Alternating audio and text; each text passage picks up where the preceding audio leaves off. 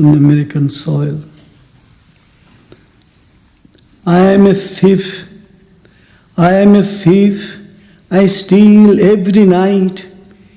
Each theft of mine kindles a thrill on the Supreme's all-fulfilling eye. What do I steal? His grace, my meal. Why do I steal? It compels me so.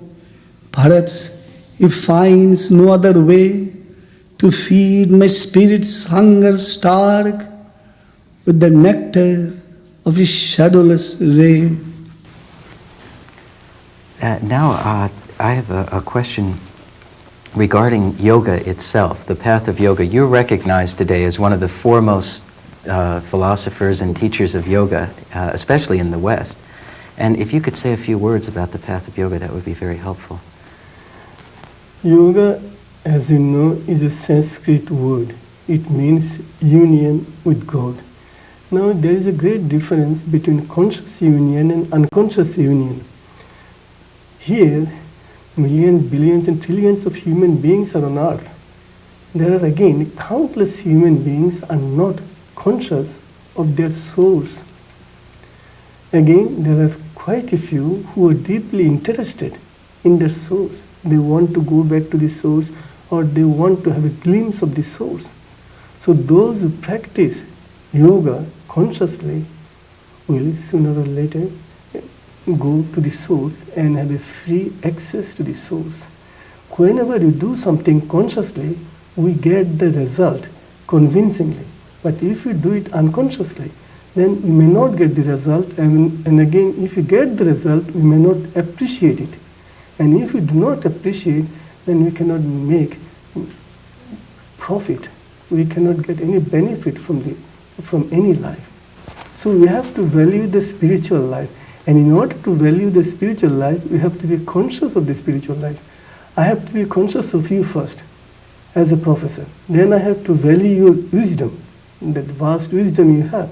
Then if I value your wisdom, then only I can go back, I can come to your source and know. If I don't value who you are, what you are, how am I going to realize your capacities? So the yoga starts with conscious oneness, with the reality, with the supreme source. And in order to do that, we have to pray, we have to meditate. And sports, we feel physical fitness is of paramount importance. If you are physically fit, then we shall be able to work most diligently. If you are physically unfit, then you cannot accomplish anything. So physical fitness is of paramount importance, and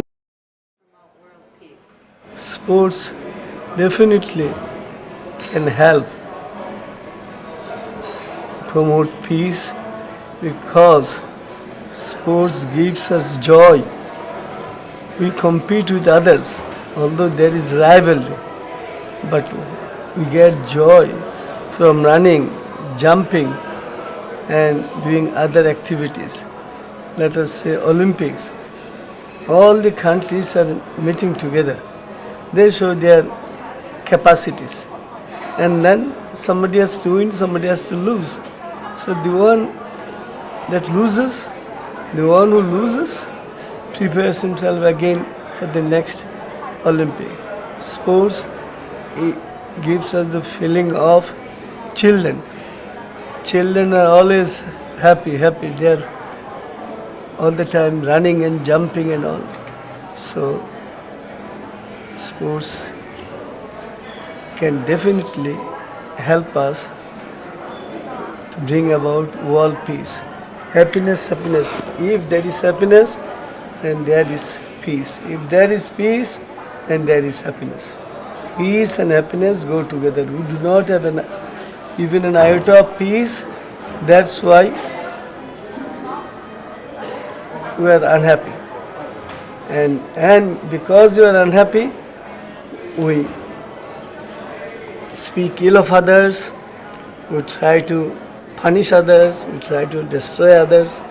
But if you have peace of mind, if you have peace deep within us, we accept the whole world as our own very own. Here, I do believe that you were originally invited to come here by the veteran athletes for their 7th World Championships. Right. What was your participation in that, sir? I was in the opening ceremony. I offered my prayers for world peace and I gave a very short speech. I think we have some videotape of that opening ceremony. Maybe you'd like to explain. This is, of course, your prayer. Yes. Here I was praying for the world peace, and I'm extremely grateful to Australia for planting in a hard garden a beautiful peace tree, world peace, oneness world peace tree. It's lovely. It's nice to see so many of the veteran athletes from all over the world come to Melbourne to be part of this. It must have been quite thrilling for you. Right. People must not think of their age. They can only think of the spirit, inner spirit, indomitable spirit. You've kind of proven that yourself, haven't you, really? I'm trying. You spent some 20 years under spiritual guidance, learning your How spiritual to pray and work, meditate. right? Yeah. But at the same time, you also got involved in athletics, which I find quite interesting. That's unusual, isn't it? It is absolutely necessary, and the physical fitness is of paramount importance. If you are physically fit, then you will be able to pray and meditate regularly, and then we shall have both inner power and outer strength. They must go together in order to be a perfect human being. One complements the other, in other words. You've been quoted as saying your spiritual inside helps you with your physical outside. Absolutely. It is the inner power that has to come to the fore and then offer services to mankind. You will forgive me, Chi Chun-Wai, if I say to you, you are not a physically big man, and yet you, with one hand, was able to raise 7,000 odd pounds in weight. Now that's an enormous feat. I entirely depend on God's grace. It is not my physical capacity. It is, but God's grace can do the impossible very easily. There we have, but that's well in excess of 7,000 pounds weight you're lifting there with one hand. Here I was lifting up in my body weight, which is with one hand. Yesterday at the studio, 73.5 was the actual weight, and my body weight was 70.5 kilos. So That's 6 pounds more than my body weight. That's amazing, absolutely amazing. But we shouldn't give the folk at home the impression that these are only the things you do. You also concentrate a great deal of your life on music. I'd like to talk about athletics for just a moment. Now, you are in the Guinness Book of World Records, and you are a world record holder in weightlifting. You have lifted over 7,000 pounds, as I understand it, with one hand, one arm. Twice I did it, once with my right hand and once with my left hand. I did it. How did you do it? That's a lot of weight, 7,000 pounds, Sri Chinmoy. Again, it is all, as I said before, it is all God's grace. If we pray to God, then whatever He wants to do in and through us, my own body weight, I have lifted 100 times. And tomorrow, our philosophy is the philosophy of self-transcendence. We do not compete with anybody. We compete only with ourselves. If I'm a good person, I try to become a better person. If I'm better, then I try to become a best person, but not by competing with others. Only I know my own limitations. Yesterday, I know how much limitation I had, weaknesses. Today, I try to minimize it. Tomorrow, I will try to diminish it completely. See, tomorrow, I will do something in my weightlifting world. About 2 years ago, I lifted my body weight.